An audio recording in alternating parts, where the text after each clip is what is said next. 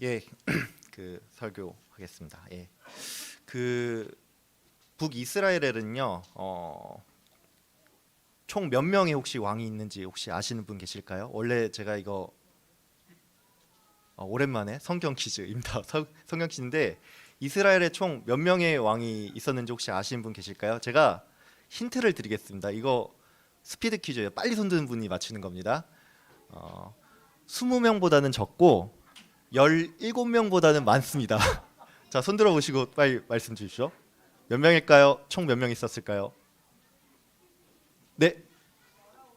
아, 예. 정답입니다. 예. 축하드립니다.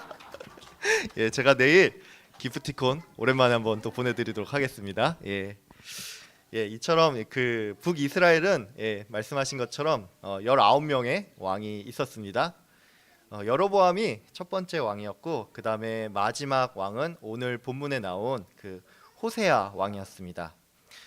이 북이스라엘에는요 총 19명의 왕이 있었는데 그 역사는 이제 불과 한 200년 정도밖에 되지를 않습니다. 이걸 계산을 하면은 이제 한 사람당 한 약 10년 정도 이 나라를 다스렸다는 얘기입니다. 근데 좀 놀라운 사실이 하나 있습니다. 그건 바로 이 200년의 기간 동안 왕조가 무려 8번이나 바뀌었다는 사실입니다. 이는 특별히 그 남유다랑 비교를 할 때 좀 유의미한 숫자라고 할 수 있습니다. 이 남유다는요, 이 400년의 역사 동안 이 왕조가 한 번도 바뀌지를 않았고 이 다윗 왕조가 그대로 지속이 되었습니다. 그러면 그 북이스라엘은 왜 이렇게 자주 정권이 많이 바뀌고 나라가 빨리 망했던 것일까요? 이 성경 말씀은 이 북이스라엘이 하나님 보시기에 악을 많이 행했다고 그렇게 설명을 하고 있습니다. 북이스라엘은요 19명이 왕이 바뀌는 동안 이 칭찬받은 왕이 단 한 명도 없었습니다. 그나마 가장 좋은 평가를 받았던 게 오늘 본문에 나오는 호세아 왕인데 이 사람도 평가가 이렇습니다. 여호와 보시기에 악을 행하였으나 그 전에 여러 왕들과 같지는 않았다. 여러분은 좀 궁금하지 않습니까? 왜 북이스라엘은 이렇게 한 명도 칭찬받은 왕이 없는지 좀 궁금하지 않습니까? 저는 성경의 이 부분을 좀 읽으면서 항상 좀 의문이 들었는데 이번에 이 열왕기를 전체를 다시 읽으면서 왜 그런지 나름 좀 결론을 내렸습니다. 우리나라 속담 중에 보면 이런 말 있지 않습니까? 윗물이 맑아야 아랫물이 맑다. 이런 속담이 있잖아요. 그러니까 이 북이스라엘이 이렇게 악한 왕이 계속 나왔던 것은 쉽게 말해서 그 윗물이 맑지 않아서 그런 것이었습니다. 다른 말로 하면 표본이 좋지 않았다는 것이죠. 북이스라엘의 첫 번째 왕은 여로보암이었습니다. 이 사람은요 그 여호와 하나님 앞에서 악을 행했습니다. 대표적인 악으로는 이 단과 베델의 이 금송아지를 만들고 이것을 보고는 이것이 우리를 애굽에서 인도하여 낸 신들이다 이렇게 백성들에게 말을 했습니다. 이것은 10계명의 1계명과 2계명을 어긴 것이죠. 반면에 남유다는 다윗이 신앙의 표본이 되었습니다. 이 다윗은 성경이 뭐라고 하죠? 하나님의 마음에 합한 사람이라고 그렇게 말을 했습니다. 그렇기 때문에 이 남유다의 왕들은 그가 그 치세를 잘하면 다윗과 같이 행했다라는 그런 평가를 받았고 잘 못하면 다윗처럼 행하지 않았다라는 그런 평가를 받았습니다. 반면에 북이스라엘 왕들은요 그 표본이 여로보암이었기 때문에 이 성경 기자는 이스라엘의 왕들에 대해서 여로보암의 길을 따랐다, 여로보암의 죄를 버리지 않았다 이렇게 평가를 하고 있습니다. 오늘 그 성경 본문 말씀도요 이 북이스라엘의 죄에 대해서 이렇게 평가를 하고 있습니다. 이스라엘 자손은 여호와 하나님께 죄를 범하고 다른 신들을 경배했다. 이방 사람의 규례를 따랐으며 그들은 선지자의 경고를 듣지 않았다. 송아지 형상을 만들고 아세라를 숭배하며 1월 성신을 경배하였다. 또한 자기 자녀를 불 가운데 지나가게 하였다. 이스라엘의 죄악은 굉장히 여럿이 있지만 결국 이것들을 하나로 요약을 하면은 그들이 하나님을 따르지 않고 우상을 섬겼다고 할 수가 있습니다. 그 결과로 이스라엘은 이 멸망당하기 전까지 굉장히 끔찍한 일을 많이 당했습니다. 그 중에 가장 대표적인 사건은 바로 열왕기하 6장에 나오는 사건이라고 할 수 있습니다. 이때가 이 엘리사가 있었을 당시인데요. 이때 그 아람 왕이 이 군대를 이끌고 와서는 그 사마리아 성을 둘러싸는 그런 일이 있었습니다. 그때 성에 고립된 사람들은요, 이 배고픔이 너무 심해지니까 자신의 자녀들까지 잡아먹는 일이 발생을 했습니다. 저는 이 대목을 읽으면서 굉장히 충격을 받았습니다. 이 자녀를 키우시는 부모님들은 특별히 이 성경 본문을 읽으면서 어떻게 이런 일이 있을까? 이런 생각이 좀 들지 않았을까 싶습니다. 차라리 배가 고프면 그냥 내가 죽으면 죽었지, 이 자녀를 잡아먹는다는 게 이게 상상이나 가능한 일이겠습니까? 그런데 이러한 일이 발생하게 된 것은 이 모든 것이 신명기 28장의 그 말씀에 따른 것입니다. 신명기 28장은 분명히 말하고 있습니다.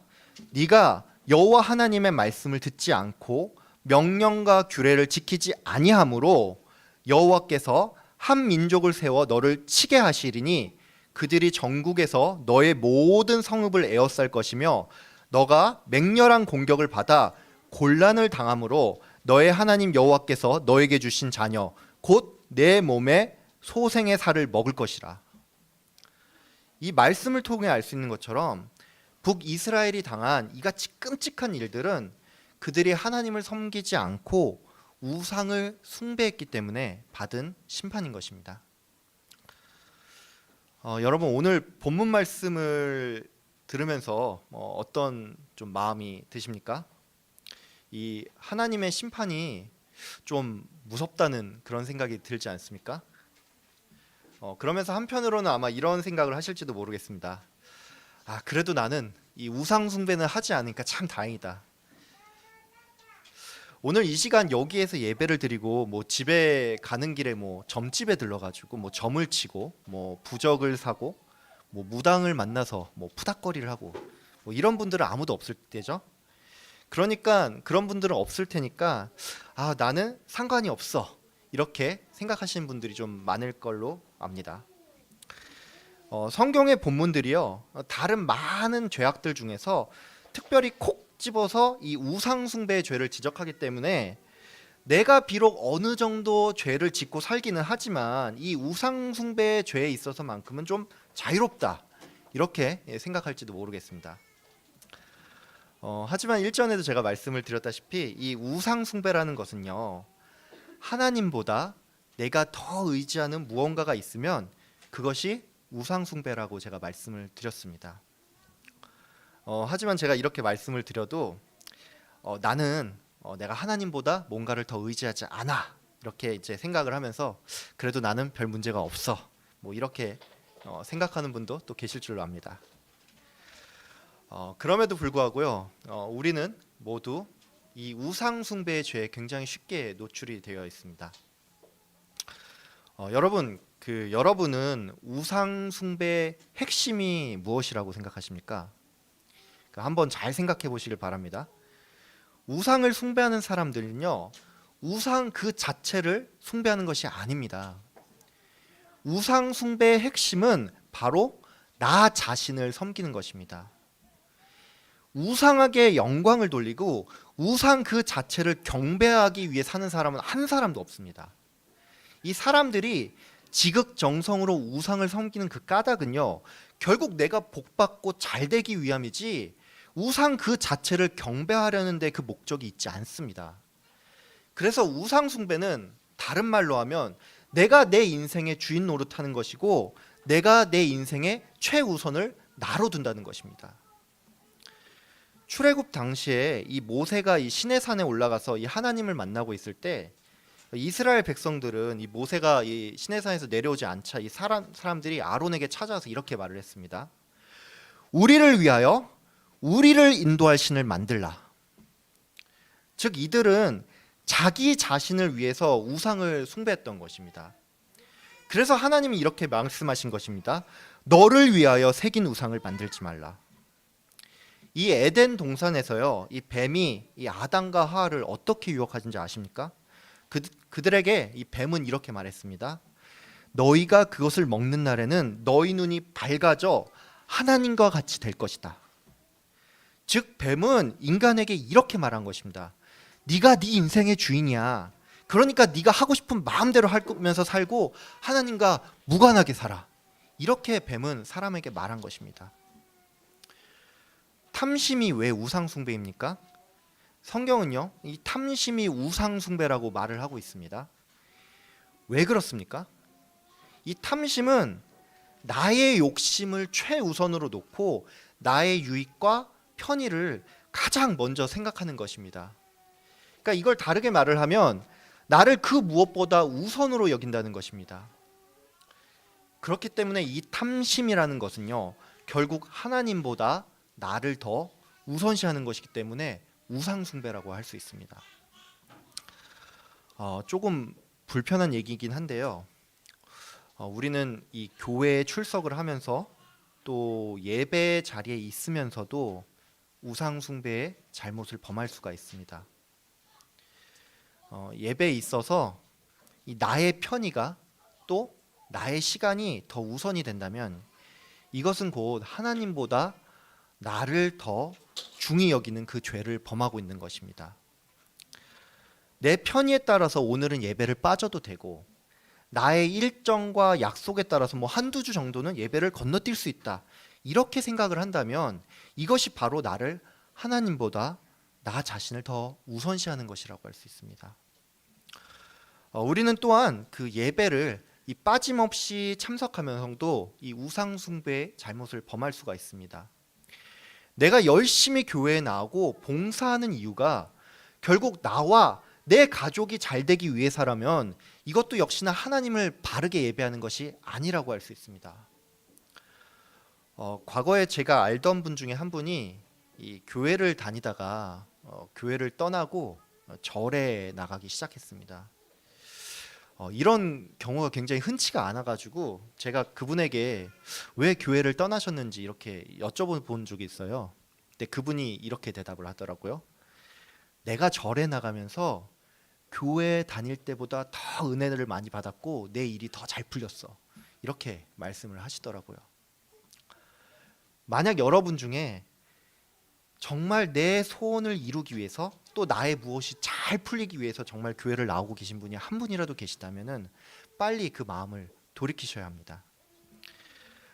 또한 우리는요, 이 하나님께 예배드리는 예배자가 아닌 예배를 평가하는 사람이 되거나 구경꾼이 되어서는 안 됩니다. 오늘 설교자의 설교가 어떻다. 오늘 설교자의 설교가 너무 기네. 찬양이 어떠네.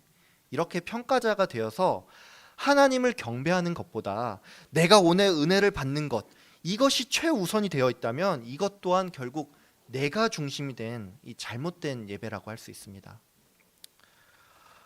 우리는 이처럼요, 이 우상숭배의 죄에 쉽게 노출이 되어 있습니다. 우상숭배의 죄는요, 다른 무엇이 아니라 참된 예배자로 살아가지 않는 것, 이것이 바로 우상숭배의 죄라고 할 수 있습니다. 이것은 다른 말로 해서요, 우리가 우리의 본분을 잊고 산다는 말입니다. 우리의 본분은 무엇입니까? 웨스트민스터 신앙고백서 1문은 이렇게 시작합니다. 사람의 제일 되는 목적은 무엇입니까? 이 질문에 대한 답은 사람의 제일 되는 목적은 하나님을 영화롭게 하는 것과 영원토록 그를 즐거워하는 것입니다. 라고 나와 있습니다. 하이델베르크 요리문답 1문은 이렇게 시작합니다. 사나 죽으나 당신의 유일한 위안은 무엇입니까? 이에 대한 답은 이렇습니다. 사나 죽으나 나는 나의 것이 아니고 몸과 영혼이 모두 미쁘신 구주 예수 그리스도의 것입니다. 이사야서 43장 21절은 이렇게 말하고 있습니다. 이 백성은 내가 나를 위하여 지었나니 나를 찬송하게 하려 함이니라. 여러분, 이 백성은 누구입니까? 하나님 나라의 백성들입니다. 하나님 나라의 백성이 되는 것은 언약을 근거로 하고 있습니다. 성경이 말하는 언약의 핵심은 바로 이것입니다. 너희는 내 백성이 되겠고 나는 너희들의 하나님이 되리라. 이 언약을 주신 분은 바로 하나님이십니다. 우리는 그리고 이 새 언약의 보증, 언약의 중보자이신 예수 그리스도로 말미암아 하나님의 자녀가 되었고 하나님 나라의 백성이 되었습니다.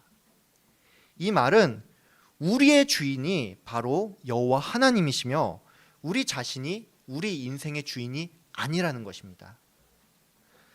예수님께서는요, 제자들에게 이렇게 말씀하셨습니다.